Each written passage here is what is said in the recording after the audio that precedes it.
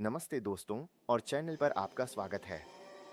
आज बुधवार 17 दिसंबर 2025 है और भारतीय बाजारों के लिए पिछले 24 घंटे किसी रोलर कोस्टर सवारी से कम नहीं रहे हैं। हमने कमजोर ओपनिंग से लेकर रुपए में आरबीआई के बड़े हस्तक्षेप और वैश्विक केंद्रीय बैंकर्स की कड़ी टिप्पणियों तक सब कुछ देखा है। चलिए नंबरों से शुरुआत करते हैं।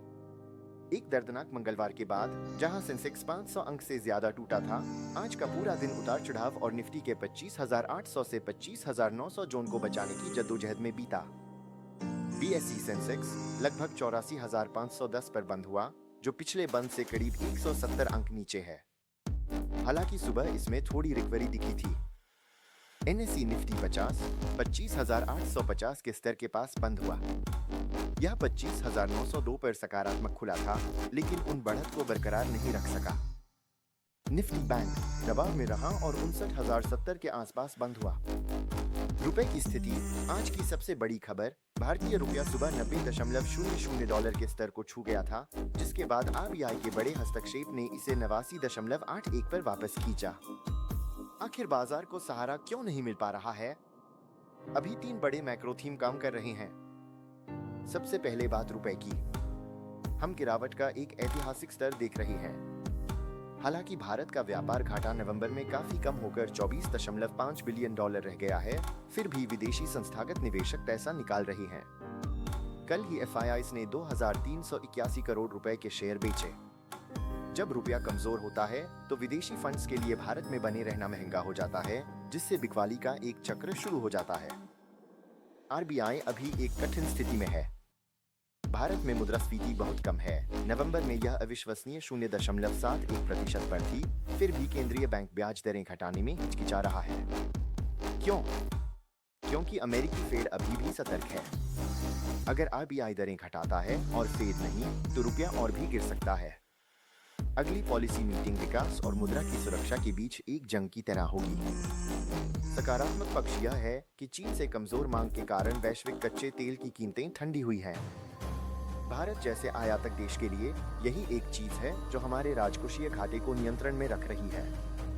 अब ग्लोबल स्टेज की बात करें तो बीती रात कुछ बहुत महत्वपूर्ण बयान आए जिन्होंने बाजारों को हिला दिया। फेड गवर्नर क्रिस्टोफर वॉलर का बयान।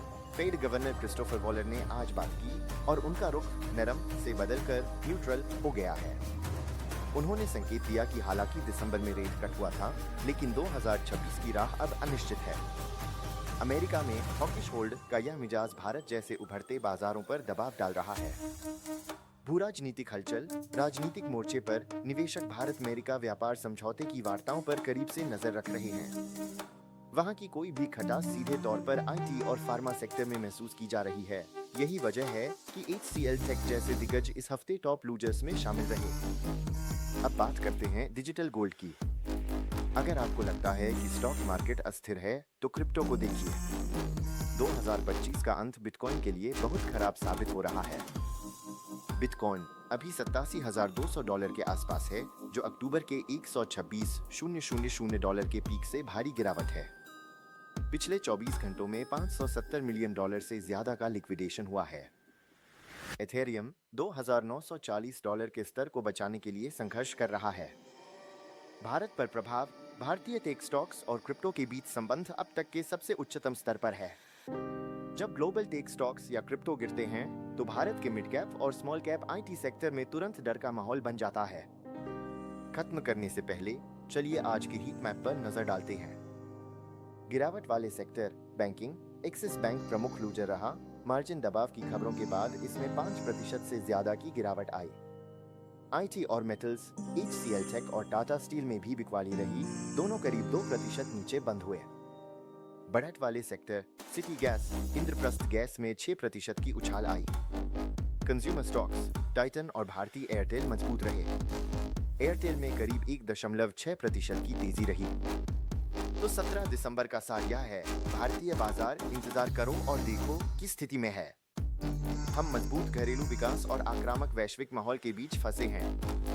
रुपए के 89.50 90.00 के स्तर पर कड़ी नजर रखें। अगर आपको यह विश्लेषण पसंद आया तो लाइक बटन दबाएं और डेली मैक्रो अपडेट के लिए सब्सक्राइब करें। क्या आप चाहते हैं कि मैं कल के वीडियो में भारत अमेरिका व्यापार सौदे का निफ्टी आईटी सेक्टर पर होने वाले असर का डीप एनालिसिस करूं?